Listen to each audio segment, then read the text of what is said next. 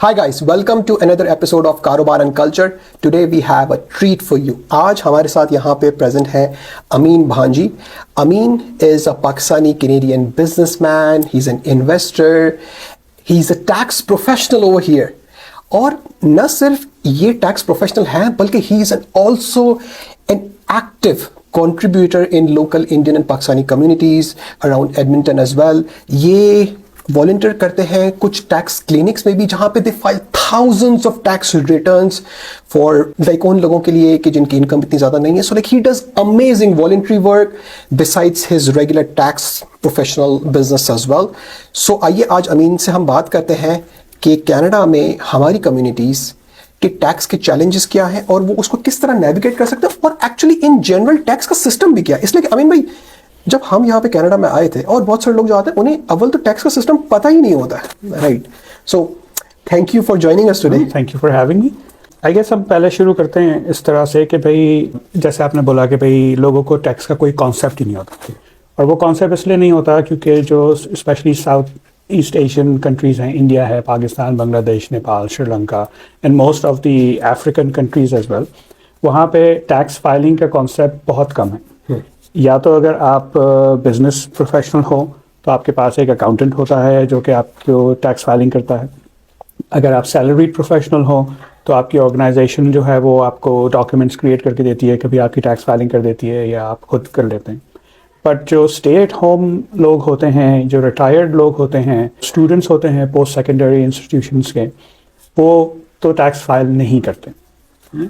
कुछ कंट्रीज़ जो हैं उसको मैंडेटोरी करने के लिए या लोगों को पुश करने के लिए टैक्स फाइल करने के लिए एडिशनल पेनल्टीज़ या टैक्सेस लगाती हैं अगर आप नॉन टैक्स फाइलर हों तो. लेकिन आई डोंट रियली थिंक कि वो, चूँकि वो अभी अभी कुछ अर्से पहले ही शुरू हुआ है, उसका इम्पैक्ट इतना नहीं हुआ है. और जनरली उसको काउंटर करने के लिए बहुत सारे कंट्रीज़ इनडायरेक्ट टैक्सेस कलेक्ट करती हैं, जैसे सेल फोन सर्विसेज या मोबाइल फ़ोन सर्विसेज पे या गैस और इलेक्ट्रिसिटी सप्लाईज पर या fuel and other essential items के ऊपर एडिशनल टैक्स लगा के, ताकि वो एक ब्रॉड बेस्ड इम्पैक्ट उसका हो और वो कलेक्शन वहाँ से हो जाए. भाई गवर्नमेंट भी तो बिजनेस है, उन्हें भी तो अपना लाइक किसी न किसी तरह खर्चा चलाना है ना, right? End of the day तो आप ये कह रहे हैं कि भाई कि आप, हम चाहे किसी भी कंट्री से आए हो, कनाडा में you should be filing taxes period. Most people are required to file taxes. Okay. एक तो इम्पॉर्टेंट चीज़ ये है कि कनाडा के अंदर, कनाडा का जो सिस्टम है टैक्स का सिस्टम, वो रेजिडेंसी बेस्ड है, which means कि if you are a resident of Canada, whether or not you live here the whole time, आपको tax, Canadian tax return file करना ज़रूरी है. दूसरा उसका जो एक एलिमेंट है वो ये है कि कैनेडियन टैक्स सिस्टम रिक्वायर करता है कि आप वर्ल्ड इनकम डिक्लेयर करके उस पे टैक्स दें, minus any tax that you have paid in your other countries. Sorry Amin भाई, ये आपने एक बहुत इंपॉर्टेंट पॉइंट यहाँ पे मेंशन किया. हमारी ऑडियंस में बहुत सारे ऐसे लोग हैं कि जिनके पास लेट्स से कनाडा का पीआर है और वो लाइक लेट्स से कि सऊदी में रहते हैं, दुबई में रहते हैं, या वो कैनेडियन सिटीजन है और वो यूएस पे रहते हैं और यूएस में काम कर रहे हैं. तो ये सारे सिनेरियोज में उन्हें कनाडा का टैक्स फाइल करना चाहिए. ज़्यादातर ये ट्रू है. ओके. क्योंकि ये रेजिडेंसी बेस्ड है, सिटीजनशिप बेस्ड नहीं है. सो अगर आप लॉन्ग टर्म किसी कंट्री में रह रहे हैं, जैसे you are a Canadian citizen लेकिन आप यूएस में रहते हैं या आप किसी और कंट्री में रहते हैं और आप उस कंट्री के रेजिडेंट हैं, that means you are not a resident of Canada and then you don't have to. Okay. However usually ऐसा नहीं होता है, और उसमें कुछ ऐसे लोग भी होते हैं जैसे कि लोग जो अभी न्यू अराइवल्स होते हैं. Yes. वो यहाँ पे आते हैं, वो चाह रहे होते हैं कि भाई वो कुछ अरसे यहाँ पे रहें, and if they are able to settle they will try their best to settle, and if they are able to settle then they will dispose of their assets in their home country. Right. वो assets simple assets भी हो सकते हैं, जैसे कि भाई आपके कुछ बॉन्ड्स हैं, कुछ शेयर्स इन्वेस्टमेंट हैं, कुछ म्यूचुअल फंड इन्वेस्टमेंट हैं, या आपका जो है वो मकान हो सकता है जो कि आपने वहाँ पे रेंट कर दिया हो, या आपकी किसी और सोर्स ऑफ इनकम हो सकती है. कुछ लोग जो रिटायर्ड हैं या जो लोग जिन्होंने अर्ली रिटायरमेंट ले ली है, उनको पेंशन इनकम मिलती है वहाँ से, ऑल्दो कि उसकी अमाउंट कोई बहुत सिग्निफिकेंट नहीं होगी, लेकिन वो सारी इनकम जो है जब आप अपना टैक्स फाइल करें उसको डिक्लेयर करना लाजमी है. और अगर आपने उस अमाउंट पे कोई टैक्स पे कर दिया है अपने होम कंट्रीज़ में, तो कनाडा के ऑलमोस्ट ऑल कंट्रीज़ के साथ टैक्स ट्रीटीज़ हैं जो कि ये कहती है कि भाई अगर आपने एक अमाउंट पे टैक्स पे कर दिया है अपनी होम कंट्री में, तो आप उस टैक्स का क्रेडिट यहाँ पे ले सकते हैं टू द अमाउंट दैट वो अमाउंट कनाडा में टैक्सेबल है. Okay, interesting. So like, I mean, that brings me to my next question though. Like, हम बैक होम के जिस तरह आपने कहा कि लाइक एक बहुत बड़ी मेजोरिटी है जो कि टैक्सेस फाइल नहीं करती, इसलिए हम कहते हैं भाई मुझे टैक्स फाइल करने से बेनिफिट क्या. Exactly. राइट. बट कनाडा में टैक्स फाइल करने के बहुत सारे बेनिफिट्स भी हैं. Definitely. तो क्या आप उस पर आप टच करेंगे कि अगर एक इमिग्रेंट फैमिली आई है तो वो कनाडा में क्यों टैक्स फाइल करें? What are some of the benefits of it? Okay, very good question actually. I think the reason जो अपने होम कंट्री में लोग टैक्स फाइल नहीं करते हैं, एक तो कि कोई रिक्वायरमेंट नहीं होती, दूसरा उनको ऐसा लगता है कि टैक्स फाइल करने से हमें क्या फ़ायदा होगा. सही. तो कनाडा में टैक्स फाइल करने से जो स्पेशली जो न्यू कमर्स टू कनाडा हैं उनको क्या फ़ायदा होता है. अब डिपेंड करता है कि आपकी फैमिली सिचुएशन कैसी है, बट जनरली स्पीकिंग जब लोग यहाँ पे आते हैं तो उनके बच्चे छोटे होते हैं. That's when they want to come so that they can integrate better, right? Let's say हम typical example लेते हैं husband, wife and 2 kids, right? तो जब आप कनाडा में लैंड करते हैं यहाँ पे तो आपको अब तो प्रोसेस उन्होंने काफ़ी स्ट्रीमलाइन कर दिया है. तो आप जब आप लैंड करेंगे तो आपको एक एयरपोर्ट पे अदर डॉक्यूमेंट्स, आपको एक सोशल इंश्योरेंस नंबर भी मिलेगा जिसको हम सिन नंबर कहते हैं. ठीक है. उस नंबर के बेसिस पे वो नंबर जो है that is considered your number to file your taxes and access any government benefits. Basically वो unique number होता है that is assigned to you and it's a national sort of number. So अगर आप किसी भी province में रहें वो number change नहीं होगा. टैक्स फाइल करने से जब आप कनाडा में अराइव करेंगे मोस्ट लाइकली जो है वो आप लो इनकम फैमिलीज़ में कंसिडर होंगे. सो लो इनकम फैमिलीज़ को कैनेडियन गवर्नमेंट बहुत सपोर्ट करती है. सबसे पहले तो वो प्रमोट करती है कि भाई लोग जो यहाँ पे आएँ वो अपनी फैमिली को रेज करें या फैमिली के साथ आएँ. तो उसको करने के लिए आपको every child that you have under the age of, उसके कुछ कैटेगरीज है 5 and then 12 and then up to 16 I think, उसमें आपको वो एवरी मंथ पैसे देते हैं. Canadian government will pay you money to help you with your child care and your child raising to support that. उसका एक form है जो कि आपको सबमिट जब आप आएंगे, उसको हम कैनेडा चाइल्ड बेनिफिट कहते हैं. अगर आप कैनेडियन गवर्नमेंट की कैनेडा रेवेन्यू एजेंसी की वेबसाइट पर जाएंगे तो वो फॉर्म इजीली डाउनलोडेबल है. उसमें आपको कुछ रिक्वायरमेंट्स होती है, birth certificates and all that, जो आपको वन टाइम सबमिट करना पड़ता है. And then the payment will continue to come to your bank account as long as your child is meeting the criteria. और वो इनकम डिपेंडेंट भी है, लेकिन वो इनकम जो है वो न्यू कमर्स के लिए काफ़ी हाई है, फैमिली इनकम, जिसके बाद वो चाइल्ड टैक्स कट ऑफ हो जाएगा. दूसरा जो है वो लो इनकम फैमिलीज़ को वो बेनिफिट देते हैं, वो है GST tax credit. GST tax credit क्या होता है? GST टैक्स क्रेडिट ये होता है कि गवर्नमेंट रिकग्नाइज करती है कि जो लो इनकम फैमिलीज़ हैं उनको एसेंशियल आइटम्स लेने होते हैं. जैसे सिंपल भाई आपको टूथपेस्ट लेना है, आपको शैम्पू लेना है, आपको साबुन लेना है, आपको और एसेंशियल आइटम्स लेने हैं जो जिस पर GST एप्लीकेबल है. To reduce that impact of GST, what they do is they give you the certain amount back every quarter based on your household income and your family size. Interesting. तो आप ये बोलना चाह रहे हैं कि हमारी जो डे टू डे ग्रोसरी में जो जैसे कि कुछ आइटम्स है कि जिनमें GST नहीं है, कि जिस तरह दूध पे GST नहीं है, फ्रूट्स एंड वेजिटेबल्स पे नहीं है, ब्रेड पे नहीं है, बट बाकी की आइटम्स पे है, कि जिस तरह शैम्पू पे है, टूथपेस्ट पे है, राइट? तो अगर वो टैक्स फाइलर है तो उन्हें वो GST क्रेडिट भी मिलता है. अगर वो लो इनकम है और टैक्स फाइलर हैं तो उनको वो GST क्रेडिट मिलता है based on their family income, family household income and the number of people in their families.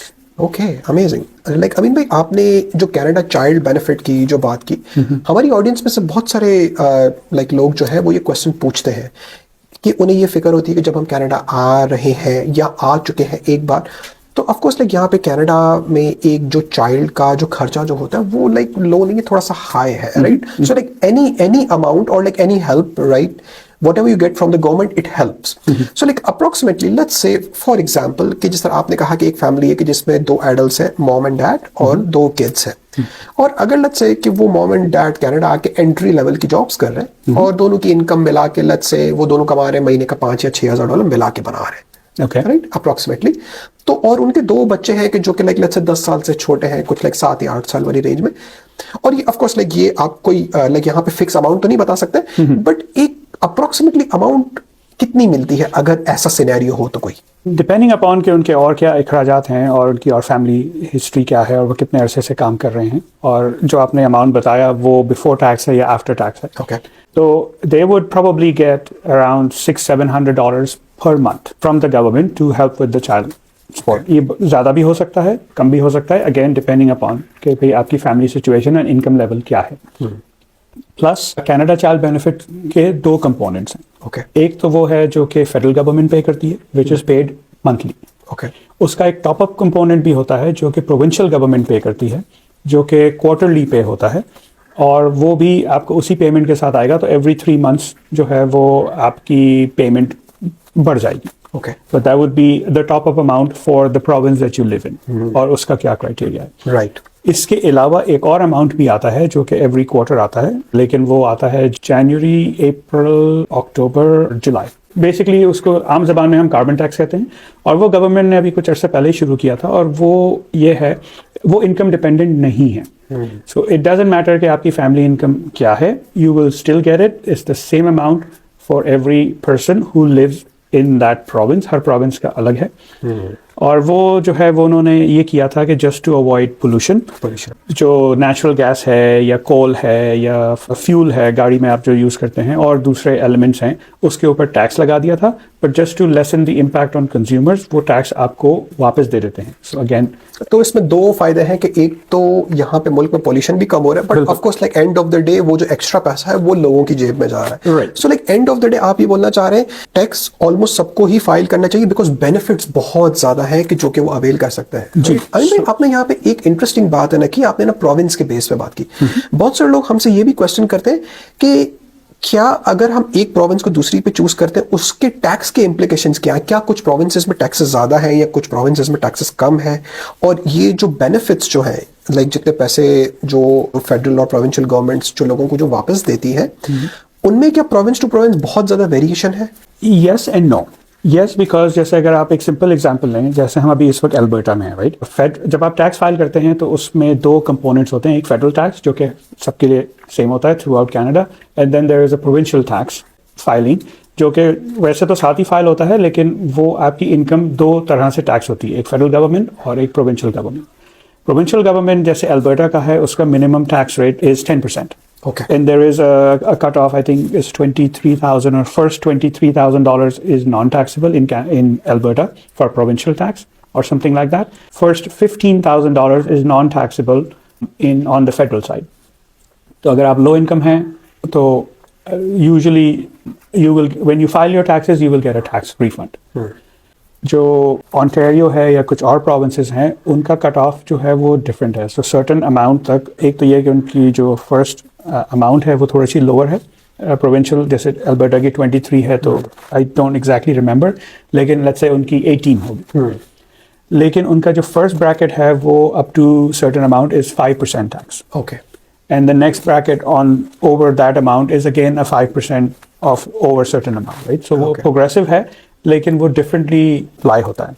So provinces के अराउंड ऑफ कोर्स लाइक ये कोई लाइक बिल्कुल स्ट्रेट फॉरवर्ड आंसर नहीं है। आपकी फैमिली की इनकम, आपकी फैमिली की सिचुएशन, आपकी दूसरी मतलब कि आपकी क्या सिचुएशन है, उस बेस पे प्रोविंस टू प्रोविंस भी टैक्स की चीजें वही करती हैं। बट लाइक लेट्स से अगर लाइक अमीन भाई मैं आपसे कहूँ नहीं अमीन भाई मुझे तो एक बिल्कुल लाइक आप एक प्रोविंस का नाम ले लें बस, कि हमारी ऑडियंस पूछना चाह रही है कि अगर आज हम कराची से या दिल्ली से कनाडा आ रहे हैं, बट एक न्यू कमर को पूरे कनाडा में से कौन सी प्रोविंस में सबसे ज्यादा टैक्स बेनिफिट है? अगर आप एक नाम लेना चाहेंगे तो ये बहुत मुश्किल इस वजह से है क्योंकि हर पर्सन की, हर फैमिली की टैक्स सिचुएशन डिफरेंट होती है।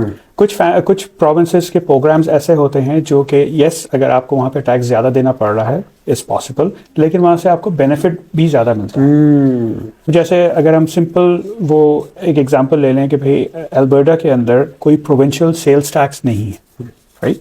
सो अपेरेंटली हमको चीज़ें जब हम ग्रोसरी स्टोर पे जाते हैं तो GST which is 5% through out Canada, हमको जो GST एप्लीकेबल आइटम्स हैं उस पर 5% GST देना होता है।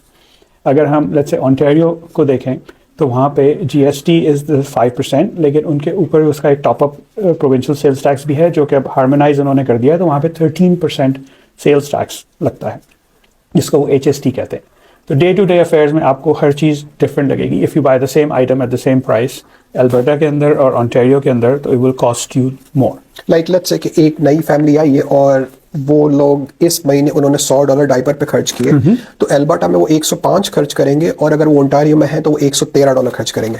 Yes, on the face value, on the face value, okay, ठीक है। अब उसका दूसरा जो एलिमेंट वो ये है कि भाई यूजुअली लेट्स से अगर डायपर प्रोड्यूस होता है ओंटारियो में या इंपोर्ट होता है ओंटारियो में, तो because it has a port, so उसमें ट्रांसपोर्टेशन कॉस्ट कम लगती है। So maybe the price of the diaper is let's say $90 instead of $100, right? समझ गया मैं। तो जरूरी नहीं है कि ये वाला डायपर जो एल्बर्टा में जो एक फैमिली $100 खर्च करी है, हो सकता है वो ओंटारियो में भी 100 ही खर्च करे, हो सकता है ओंटारियो में वो 85 या $90 खर्च करे। बिल्कुल पॉसिबल है। Okay okay. सो सिर्फ टैक्सेस को जब कैलकुलेट करें तो हमें सिर्फ ये नहीं देखना है कि टैक्स में प्रोविंस टू प्रोविंस फर्क कितना, हमें ये भी देखना है कि कॉस्ट ऑफ लिविंग और जो आइटम हम परचेज करना चाह रहे हैं उसकी प्राइसेस में भी कितना फर्क है। Even simple items like bread, right? अब चूंकि एल्बर्टा लैंडलॉक्ड है, व्हिच मींस कि हमारे पास कोई सी पोर्ट एक्सेस नहीं है, सो आइदर हमारे पास चीज़ें बाय एयर आती हैं या बाय रोड आती हैं। अगर आपने कनाडा का लैंड मास देखा हो तो it is big, it is huge. अगर आप सिंपल वो करें कि एडमिंटन से अगर हमें टोरंटो जाना हो तो 4 घंटे हमें प्लेन में लगते हैं, right? Absolutely, that is crazy. So, I mean, obviously, अगर आपको कोई आइटम को ट्रकिंग करना हो इवन वैंकूवर से एडमिंटन के अंदर या फिर ओंटारियो पोर्ट एरिया से या मॉन्ट्रियल पोर्ट एरिया से एडमिंटन के अंदर, it's a long drive and it obviously adds to the cost. तो ठीक है, यहाँ पे मे बी जो है अगर आपको पे ज़्यादा मिले उस सेम काम करने की और आपको अपेरेंटली लगे कि टैक्सेस कम है, बट चीज़ें not always cost the same. Amazing. So like Amin भाई, सो ये तो आपने एक्सट्रीमली हेल्पफुल इन्फॉर्मेशन शेयर की कि टैक्स फाइल करने के बेनिफिट्स क्या, राइट? बहुत सारी बार जब हमारी न्यू कमर फैमिलीज आती हैं तो उन्हें ये नहीं पता होता कि जी टैक्स फाइल करने किस तरह है, लाइक वो कहाँ पे जाए, हेल्प कहाँ से लें। और एक बहुत बड़ा मिसकंसेप्शन ये भी है कि टैक्स फाइलिंग की जो सर्विसेज जो है वो बहुत एक्सपेंसिव होती हैं, वो सिर्फ अमीर लोग ही यूज कर सकते हैं, ये तो उन्हें ही सिर्फ पता होता है। हम एक मिडिल क्लास वाइट कॉलर या ब्लू कॉलर फैमिली हमारे लाइक हम ये एक्सेस नहीं कर सकते। तो क्या ये सच है ये, और वो कहाँ पे जा सकते हैं टैक्स के सर्विसेज के लिए?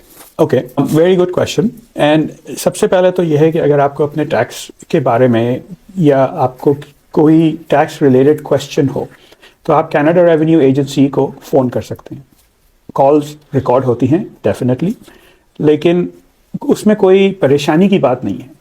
Just because you don't know, they will not try to hurt you, they will not harm you, they will sometimes go out of their way to provide you information. Tax related information, child tax related information, or where to file your taxes, वो भी। Canada Revenue Agency के एक बहुत elaborate program है जो कि Volunteer Income Tax Program।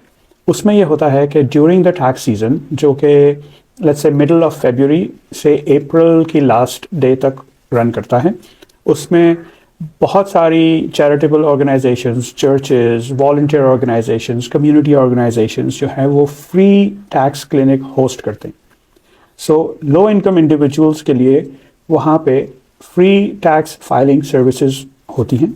वहाँ पे स्पेशली हर शहर के अंदर मल्टीपल ऐसे क्लिनिक्स होते हैं। अगर आपको मालूम करना हो कि आपके एरिया के अंदर या आपके सिटी के अंदर कौन से क्लिनिक्स हैं, तो आप कनाडा रेवेन्यू एजेंसी की साइट पर CVITP सर्च करें, आपको इन्फॉर्मेशन मिल जाएगी।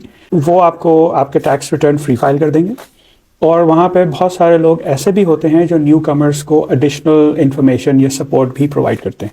ओके, और ये सारी सर्विसेज फ्री है? 100% फ्री है। वाओ। इसके अलावा बहुत सारी ऑनलाइन साइट्स हैं, बहुत सारे जो इस्टेब्लिश्ड टैक्स फाइलिंग कंपनीज हैं, जैसे H&R ब्लॉक है या टर्बो टैक्स है या और भी दीगर, उनकी वेबसाइट पर भी आप, अगर आपको बेसिक इन्फॉर्मेशन हो टैक्स के बारे में, तो आप फ्री फाइल कर सकते हैं। Okay, great. अमीन भाई, सो लाइक अब मेरा जो क्वेश्चन है ये थोड़ा सा इंटरेस्टिंग क्वेश्चन है और इसके 2 पार्ट्स हैं। अगर एक न्यू कमर फैमिली कनाडा में आई है जिन्हें लाइक 1 से 1.5 साल हुआ है अभी, और वो अभी भी चीज़ें फिगर आउट करने की कोशिश कर रहे हैं, सेटल होना शुरू हुए हैं, अभी भी जाके काम पे लगे हैं, राइट? वो किस तरह कम से कम टैक्स पे कर सकते हैं लीगली, और एक बार उन्होंने अपने टैक्स रिटर्न्स फाइल कर रहे हैं वो जब, तब वो अपना रिफंड मैक्सिमाइज किस तरह कर सकते हैं? टैक्स प्लानिंग की काफ़ी स्ट्रेटजीज होती हैं।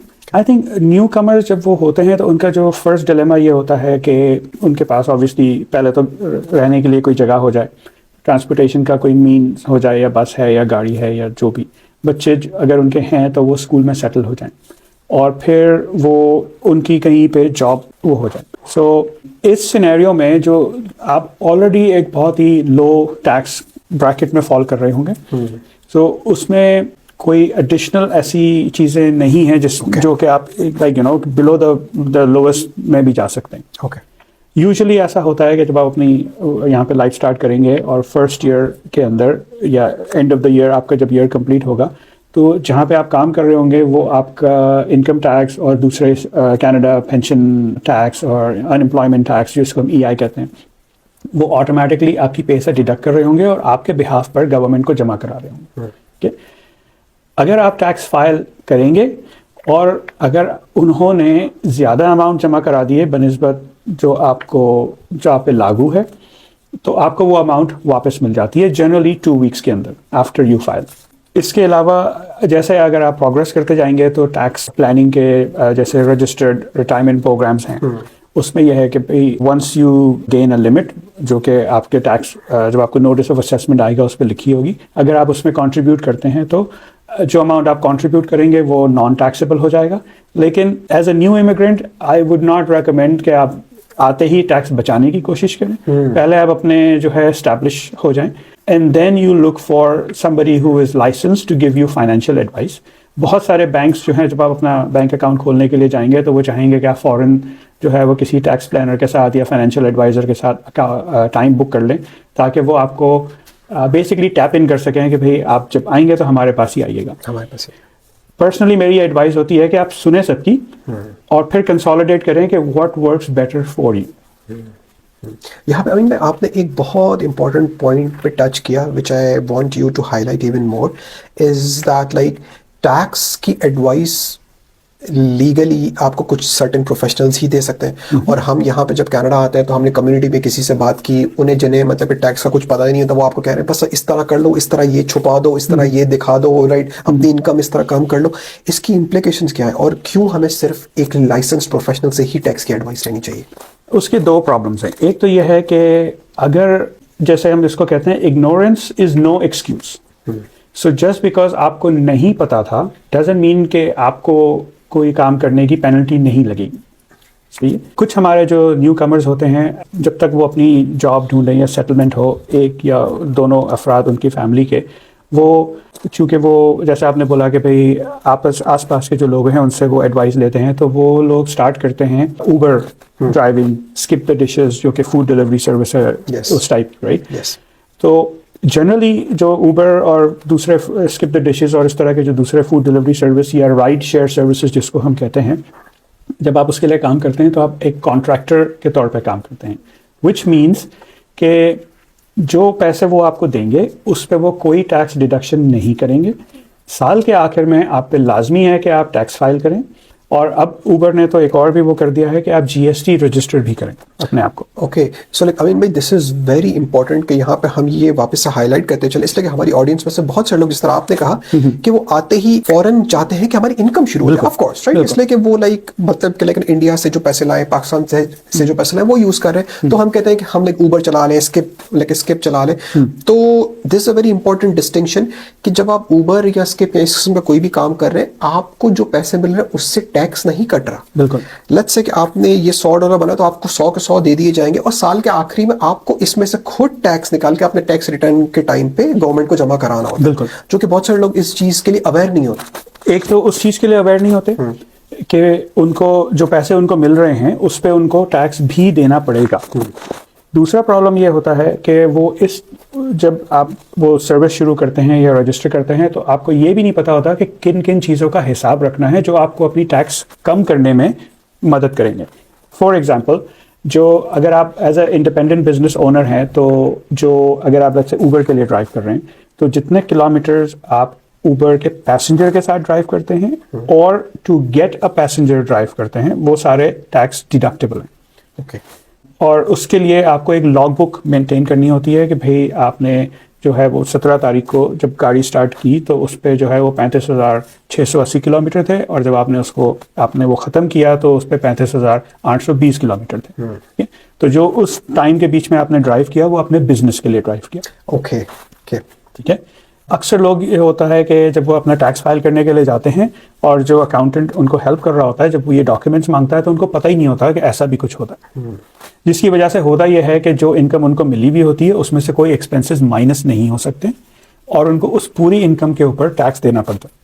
ओके तो मतलब कि ये है कि लेट्स से कि अगर मैंने ऊबर से आज मैंने $100 बनाए, और मतलब कि टैक्स फाइलिंग के टाइम में उसमें से अगर मैंने मेरा गैस नहीं निकाला, लाइक मैंने मेरे गैस के पैसे नहीं निकाले, मेरे टाइम के पैसे नहीं निकाले, गाड़ी के मेंटेनेंस टाइम के पैसे नहीं, ओके, सो गैस के पैसे और जो गाड़ी के मेंटेनेंस वगैरह है या और भी बहुत सारे इंश्योरेंस है, इंश्योरेंस के रजिस्ट्रेशन है, राइट, गाड़ी की मेंटेनेंस है, आपका सेल फोन सर्विस है क्योंकि वो सेल फोन पे एग्जैक्टली, अगर आपको सेल फोन लगाने के लिए कोई होल्डर लेना पड़ा, कार वॉशेस हैं, यस, और भी बहुत सारे जो गाड़ी से रिलेटेड जो आइटम्स हैं उन सब का yes. हिसाब किताब विद रिसीट्स रखना पड़ता है। राइट, तो मतलब कि ऐसा है कि अगर मैंने $100 बनाए और लेट्स से उसमें से मेरा खर्चा था $40, अगर मैंने वो टैक्स फाइलिंग के टाइम पे वो $40 ये मैंने मतलब कि लाइक प्रॉपर इसका हिसाब किताब नहीं किया, तो अब मुझे बजाय वो $60 पे टैक्स देने के मुझे $100 पे टैक्स देना पड़ेगा।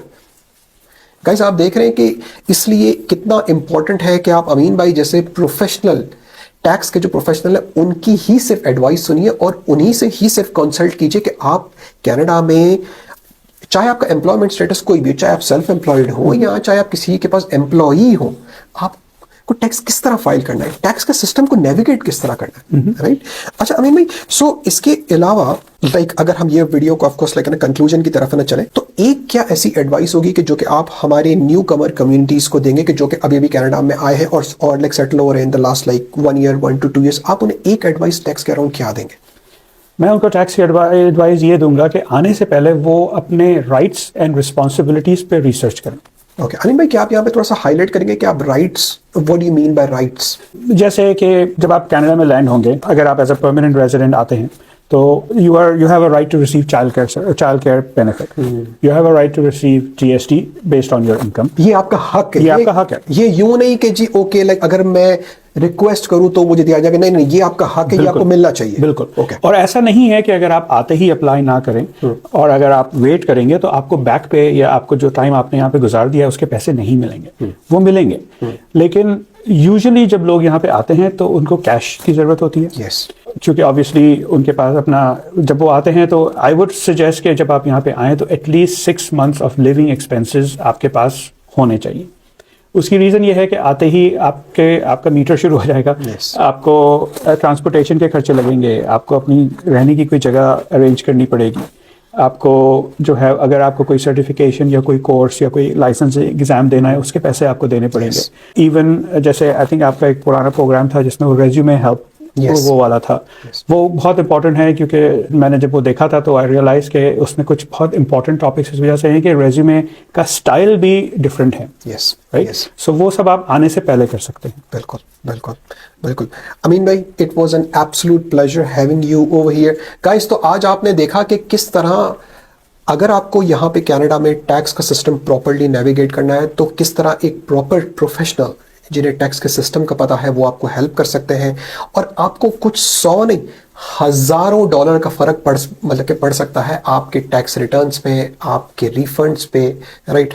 और जिस तरह अमीन भाई ने ये भी हाईलाइट किया कि हमें यहाँ के टैक्स सिस्टम से डरने की ज़रूरत नहीं है, यहाँ पे रिसोर्सेज अवेलेबल है। अगर हमें कोई चीज़ नहीं पता है हम रीच आउट कर सकते हैं, गवर्नमेंट को डायरेक्टली भी कर सकते हैं, यहाँ पे वॉलंटियर ऑर्गेनाइजेशंस भी हैं उन्हें भी रीच आउट कर सकते हैं, और ऑफकोर्स अमीन भाई जैसे टैक्स के प्रोफेशनल्स को भी रीच आउट कर सकते हैं कि जो कि हमें हेल्प करें टैक्स फाइल करने में। तो गाइस आई होप कि आज की वीडियो आपको अच्छी लगी होगी।